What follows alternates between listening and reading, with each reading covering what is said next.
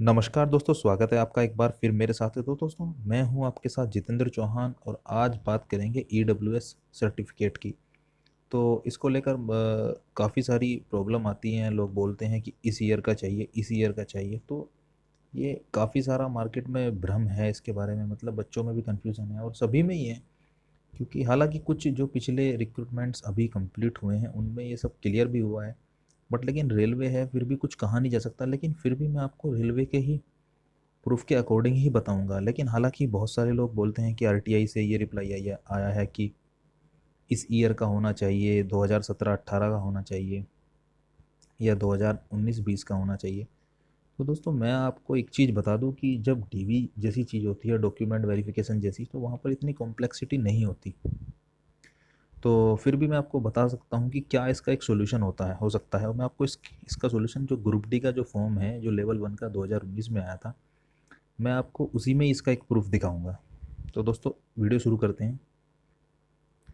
तो दोस्तों, जैसा कि आप देख रहे होंगे स्क्रीन पर, ये एक लेवल 1 का CEN RRC 2019 recruitment for various post in level 1 of 7th CPC पे मैट्रिक्स, यानी कि ग्रुप डी का ये फॉर्म है।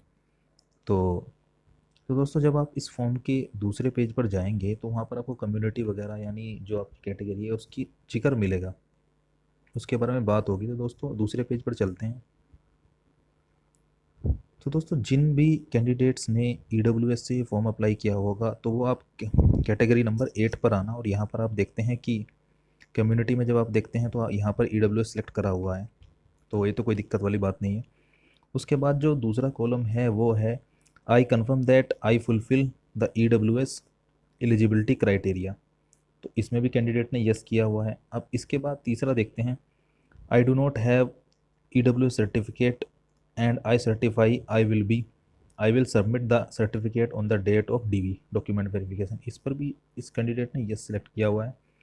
अब उसके बाद जो सबसे इंपॉर्टेंट है वो तीसरी लाइन है, जो लाल अक्षरों में लिखी हुई है, note candidate who will not submit the EWS certificate on the date of document verification will be treated as U R unreserved. तो आप खुद देख सकते हैं कि यहाँ पर ही जो लिखा हुआ है आप उसे ही मानकर चलें।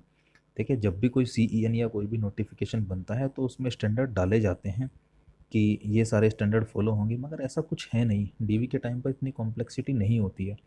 लोग बार बार मार्केट में RTI का जिक्र करते हैं कि RTI के द्वारा ये पता लगा है कि 2017-18 का होना चाहिए, जैसा कि रेलवे के रिक्रूटमेंट में लिखा हुआ है। पर आप बताइए, 2017-18 में तो ये बन ही नहीं रहा था, ये फॉर्म ही 19 में आया है। तो उस हिसाब से तो जिसके पास 18-19 का है तो उसका सही है। या जैसा अब कोई बनवा रहा है तो वो 19-20 का बन रहा है, क्योंकि अभी फाइनेंशियल ईयर जो है, अभी अब अप्रैल में नया फाइनेंशियल ईयर शुरू होगा, तो उसके बाद ही वो 20-21 का बनना शुरू होगा। तो दोस्तों, इन सब चीज़ों को लेकर आप बिल्कुल भी मत घबराएं, जैसा कि यहाँ पर क्लियरली ही मेंशन है, ये रहा, candidate who will not submit the certificate on the date of document verification. तो जो कोई डॉक्यूमेंट वेरिफिकेशन के टाइम पर नहीं सबमिट करेगा तो उसको EWS से हटाकर UR में रखा जाएगा। और जब आप फॉर्म भर रहे थे वहाँ पर सीधा सीधा जब इस कैटेगरी को सिलेक्ट करते थे तो वो बोलता था कि at the time of DV आपको सबमिट ही करना पड़ेगा। और मैं आपको, बहुत सारे जो मेरे दोस्त हैं जो SSC में हुए हैं, एक दो हुए हैं, और उनसे भी मेरी जैसी बात हुई है, तो वो जैसे उन्होंने EWS से हुए हैं तो उन्होंने तो बनवाया भी नहीं था। उन्होंने तो उस टाइम पर बनवाया जब उन्होंने EWS से फॉर्म भर दिया था।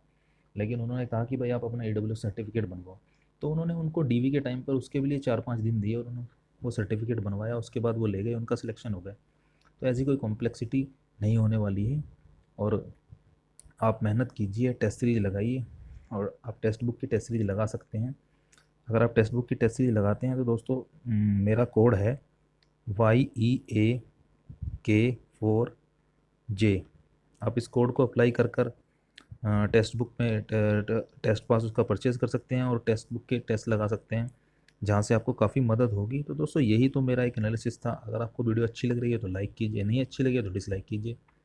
तो दोस्तों, यही इस वीडियो में था। तो धन्यवाद।